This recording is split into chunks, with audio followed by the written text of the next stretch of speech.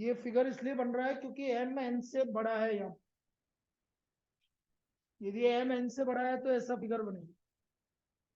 अब इसमें फिगर बनाने की जरूरत नहीं है, आप डायरेक्ट फॉर्मूला लगा सकते हो एक्सटर्नली। कैसे लगाओगे देखो, O Q vector equal to m into B vector, बस जहां प्लस था पहले वहां पर क्या आ जाएगा, ऊपर नीचे माइनस आ जाएगा। जहां प्लस था वहां पर माइनस आ जाएगा। बट डायरेक्ट हो जाएगा m into B vector minus n into A vector upon m minus n।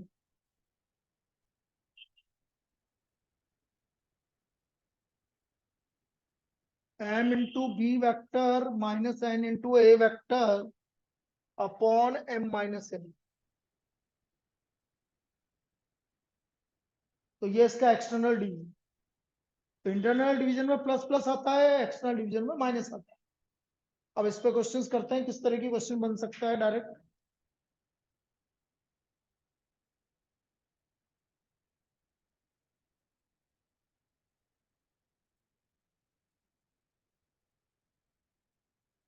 देखो, find the position vector, find the position vector of A point R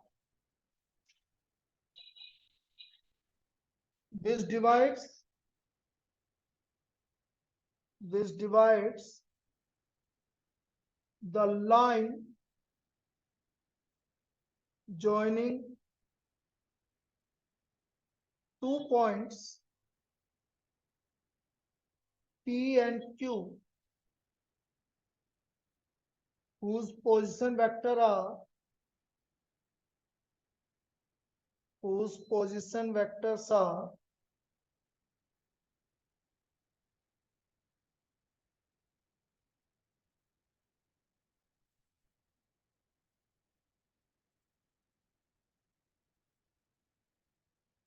to A vector plus B vector and a vector minus b vector 3b vector externally in the ratio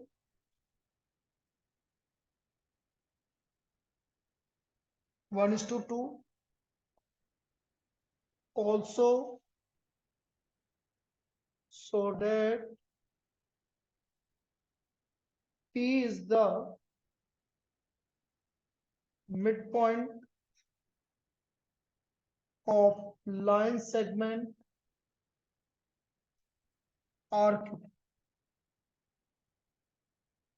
P is the midpoint of line segment RQ. ये हमें prove करना है। कोई figure बनाने की जरूरत नहीं है, डायरेक्ट सोल्व करना। ना एक्सटर्नल में बनाने की जरूरत है, ना इंटरनल में बनाने की जरूरत है। अब देखो किस तरह से, इसको P मान लो, ये P गिवन है, OP वेक्टर हो गया ये, और दूसरा आपका OQ वेक्टर है। हमें कौन सा पॉइंट इसको एक्सटर्नली डिवाइड कर रहा है, R पॉइंट। तो बेटा OR वेक्टर हो गया आपका, देखो इधर 1 multiplied by second vector -2 multiplied by first vector upon 1 -2। ये डायरेक्ट फॉर्मूले से लगा दिया हमने। 1 multiplied by OQ vector -2 multiplied by OP vector upon 1 -2। ये समझ में आ गया कैसे लिखा। First ratio multiplied by second vector minus second ratio multiplied by first vector upon first minus second ratio, ऐसे समझ में आ गया। अरे बेटा पहला रेशियो क्या है, 1:2। 1 मल्टीप्लाई होगा सेकंड वेक्टर कौन सा है, OQ वेक्टर, -2 मल्टीप्लाई होगा फर्स्ट वेक्टर से अपॉन 1 -2। अब इसको सोल्व कर लो। OR वेक्टर, OQ वेक्टर क्या है आपका, A vector minus TB vector. OP vector है 2A vector plus B vector. 1 -2 -1 हो गया।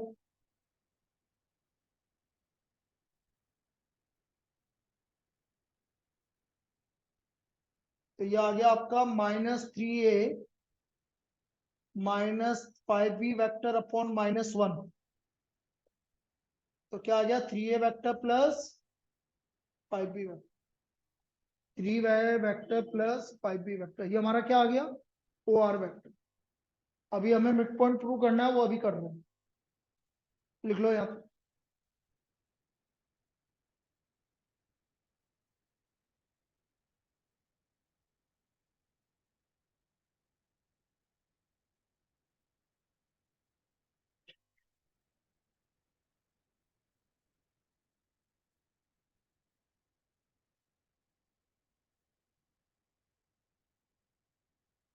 If P is the midpoint of RQ, तो कभी भी मिड पॉइंट होता है तो इधर देखो P मिड पॉइंट है, तो जो OP वेक्टर है वो OR वेक्टर और OQ वेक्टर को ऐड करने पर 2 से डिवाइड करने पे आएगा। P किसका मिड पॉइंट है, R और Q का, तो OR vector plus OQ vector divide by 2, divide by 2 मतलब मिड पॉइंट। दो वेक्टर को ऐड करके 2 से डिवाइड करेंगे तो मिड पॉइंट आ जाएगा।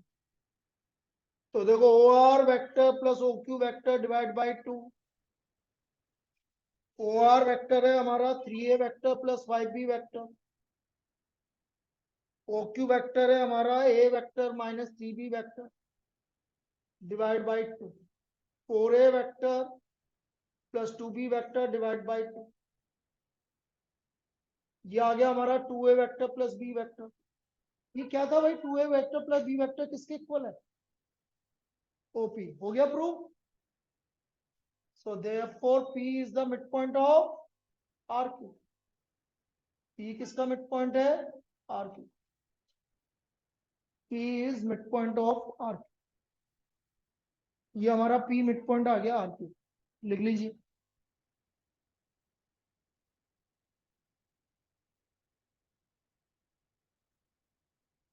ऐसे आप सेक्शनल फॉर्मूला लगाएंगे।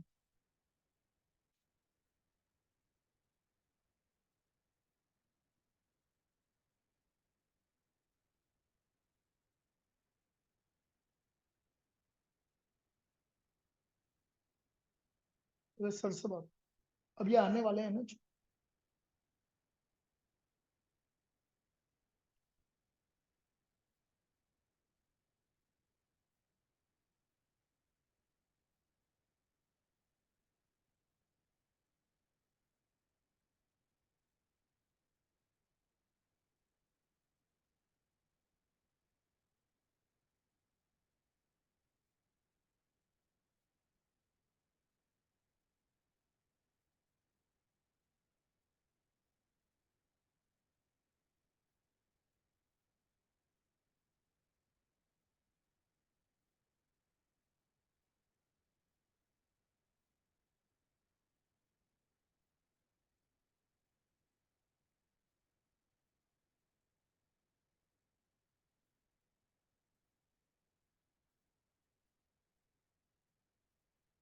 चलिए भाई नेक्स्ट टॉपिक, सबसे इंपॉर्टेंट टॉपिक है, पूरा वेक्टर इसी के ऊपर डिपेंड है, direction cosines and direction ratios,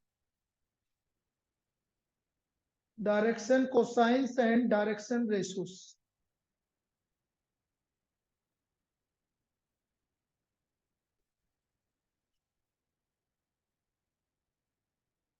direction cosines and direction ratios.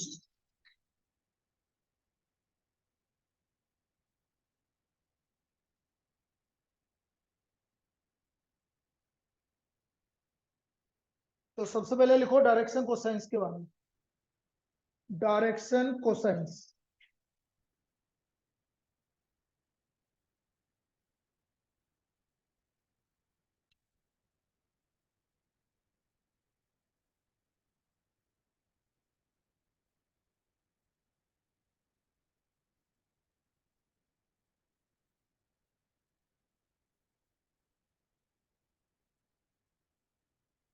Write down,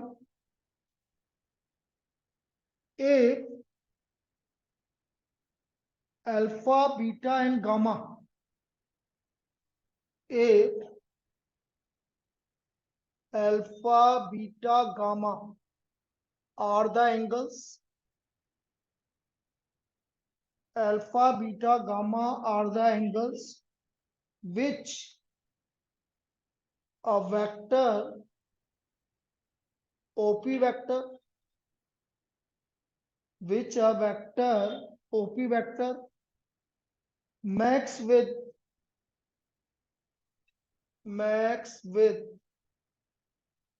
positive direction of x-axis, y-axis and z-axis respectively.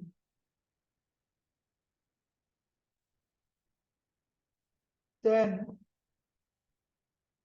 cos alpha, cos beta, cos gamma are called direction cosines of a vector OP vector. Then cos alpha, cos beta, cos gamma are called direction cosines of a vector OP vector. Of a vector OP vector.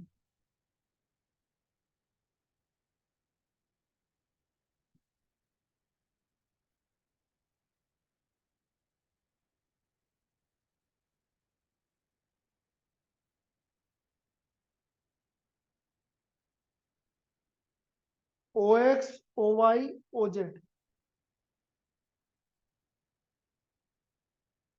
और ये OP vector.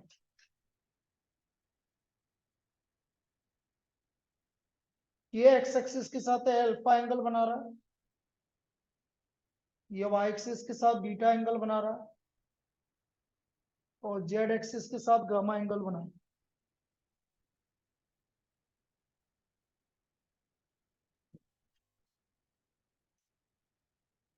तो बेटा यहाँ पर जो direction cosines है उसको element से डिनोट करते हैं। एल हो गया कोस अल्फा, एम हो गया कोस बीटा और एन हो गया कोस गामा। ये हमारे डायरेक्शन कोसाइंस। सबसे बड़ी property L square plus M square plus N square का वैल्यू क्या होना चाहिए? 1 होना चाहिए, होना ही चाहिए, नहीं होगा तो गलत है। L square plus M square plus N square का वैल्यू 1 होना चाहिए। और दूसरा जो अल्फा बीटा गामा आएगा वो 0 के बराबर हो सकता है, पाई के बराबर हो सकता है या इसके बीच में होगा, ज्यादा कभी नहीं आएगा पाई से ज्यादा। L square plus M square plus N square equal to 1। मतलब हम अपनी मर्जी से कोई भी एंगल नहीं बोल सकते भाई। ऐसा नहीं हो सकता कि भाई एक वेक्टर एक्स एक्सिस के साथ 30 डिग्री बना रहा है, वाई एक्सिस के साथ 45 डिग्री बना रहा है, जेड एक्सिस का 60 डिग्री बना रहा है, नहीं बोल सकते। 1 आना चाहिए। और ऐसा गलती आरबीएससी एक बार कर चुका है। आरबीएससी ने सोचा एक बार ऐसे ही उसने क्वेश्चन दे दिया कि वेक्टर जैसे मैंने बोला वैसे दे दिया, तो बोनस करना पड़ा फिर लास्ट। मतलब बिना सोचे समझे भी क्वेश्चन दे दिया तो फिर लास्ट में बोनस करना पड़ा। क्यों? क्योंकि उसका 1 आ ही नहीं रहा था। जब तक 1 नहीं आएगा जब तक क्वेश्चन सही नहीं होगा, वरना गलत। अब L square plus M square, अब कुछ प्रॉपर्टीज हैं लास्ट ईयर आ चुकी है। Cos square alpha, cos square gamma, MCQ में ये वाली प्रॉपर्टी आ चुकी है जो लिखवा रहा हूं। कोस square alpha plus cos square beta plus cos square gamma. भाई एल की वैल्यू कोस अल्फा, तो कोस square alpha plus cos square beta plus cos square gamma किसके इक्वल हो गया? अब यदि मैं कोस स्क्वायर अल्फा को क्या लिखूं? 1 माइनस साइन स्क्वायर अल्फा। इसको लिख दूं 1 माइनस साइन स्क्वायर बीटा, इसको लिख दूं 1 माइनस साइन स्क्वायर गामा। तो यहां से sine square alpha plus sine square beta plus sine square gamma की वैल्यू बेटा कितनी आ गई? 2। ये लास्ट ईयर आया था कि ये अससन रीजन में कि sine square alpha plus sine square beta plus sine square gamma 2 सही है कि गलत है? ये तो sine square alpha plus sine square beta plus sine square gamma की वैल्यू 2। फिर कोस स्क्वायर अल्फा को मैं ये भी लिख सकता हूं 1 plus cos 2 alpha by 2, 1 plus cos 2 beta by 2, 1 plus cos 2 gamma by 2 double angle में।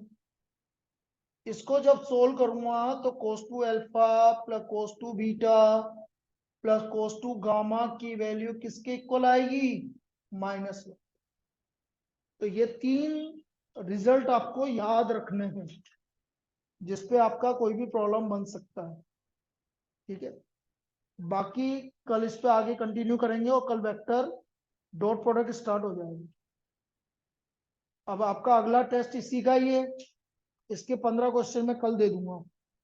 फिर वापस से बोल रहा हूँ 5 क्वेश्चन आएंगे, 15 में से 5, और आपके पास टाइम भी सफिशियंट है अब इसके बाद। लेकिन मुझे 50% से कम मार्क्स किसी के नहीं चाहिए।